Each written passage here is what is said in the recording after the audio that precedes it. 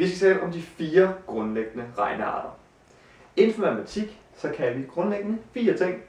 Vi kan plusse, vi kan minuse, vi kan gange, og vi kan dividere. Det har også nogle meget fornemme ord. Addition, subtraktion, multiplikation og division. De her 4 ting, de har naturligvis nogle symboler. Inden for matematik, der handler det om at forstå symbolerne. Hvis man forstår symbolerne, altså at læse matematik, så er man virkelig langt. Addition eller plusse, der er vi glade, har et enkelt symbol. Subtraktion, er vi glade, har et enkelt symbol. Multiplikation eller gange har vi derimod 3 forskellige måder at skrive på. Vi kan skrive det sådan her, vi kan skrive det sådan her, og vi kan skrive det sådan her.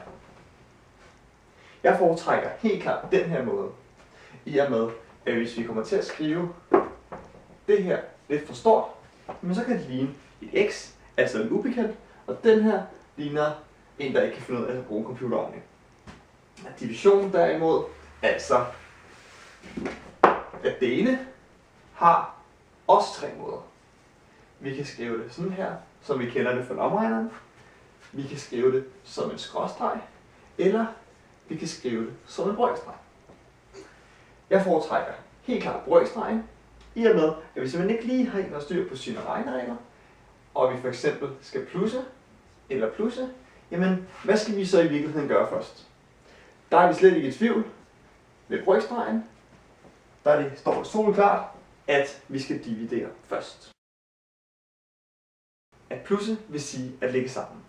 Hvis jeg eksempelvis har 2 æbler på min højre side, 4 æbler på min venstre side, jamen hvis jeg lægger dem sammen, tæller dem igen, så får jeg resultatet, altså 6 æbler.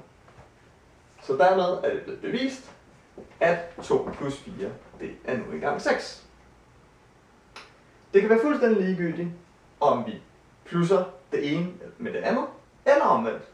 Altså om vi siger 2 plus 4, eller vi siger 4 plus 2. Det vil også give 6, hvilket giver meget god mening, fordi hvis vi har 2 her, 4 der, hvis vi lægger dem sammen, og vi gør det den ene eller den anden måde, det er jo fuldstændig ligegyldigt. Jamen hvad vil det så sige at minuse? At minuse er at trække fra. Hvis jeg for eksempel har 4 æbler, så trækker jeg 2 fra. Hvor meget har jeg så tilbage? Så har jeg 2 æbler. Nu plejer vi ikke at skrive regnestykker med æbler, men med tal. Så mit eksempel, 4 minus 2, ja, men man skal nok ikke være professor for at vide, at det nu engang er 2. I modsætning til at plusse og gange, så er det ikke ligegyldigt, hvilken rækkefølge vi gør det i. Hvis jeg bytter om på det, og siger 2 minus 4, så giver det ikke 2, men derimod minus 2. Så husk, at når vi minuser, så skal vi gøre det i den rigtige rækkefølge. Altså fra venstre mod højre. Addition og subtraktion bør vi have styr på. Multiplikation derimod, det kan være lidt sværere at lige overskue, hvad det i virkeligheden er. Multiplikation eller at gange, jamen det er at plusse med sit samme tal flere gange. Hvis jeg eksempelvis opstiller et regnestykke, 3 gange 4, jamen det kan vi også skrive som 3 plus 3 plus 3 plus 3. Så vi kan med det her bevise, jamen at gange, det vil i virkeligheden sige at plusse med det samme tal et vist antal gange. Eksempelvis 3 gange 4, men det er 3 plusse med sig selv 4 gange. Og i min verden giver det 12.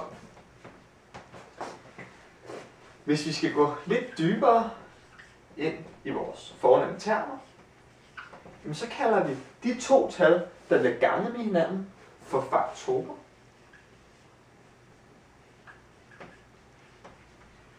Og resultatet af de 2 faktorer, der bliver ganget, ja, det kalder vi for produktet.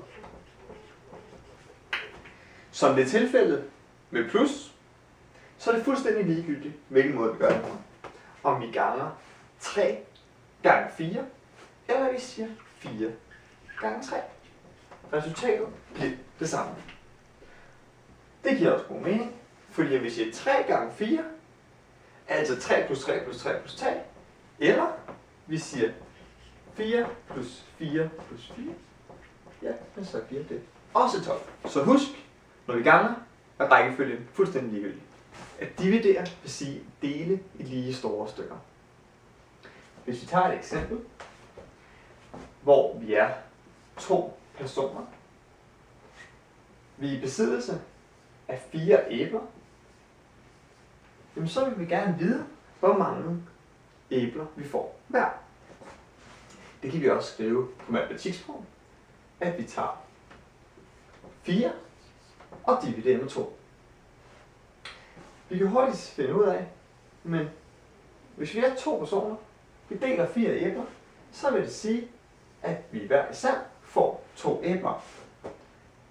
Det giver resultatet naturligvis også, når vi siger 4 divideret med 2.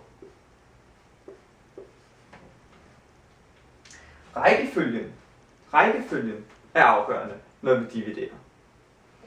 Hvis vi fyldte om på de 2 ting, og vi sagde, at vi var 4 personer, der delte 2 æbler, men så vil vi ikke løbe afsted med 2 hver, men så vil vi derimod få en halv hver. 2 divideret med 4 er dermed en halv. Så husk, når vi plusser og vi ganger, er rækkefølgen fuldstændig ligegyldig. Mens når vi minuser og dividerer, er det vigtigt, at vi gør det i den rigtige rækkefølge.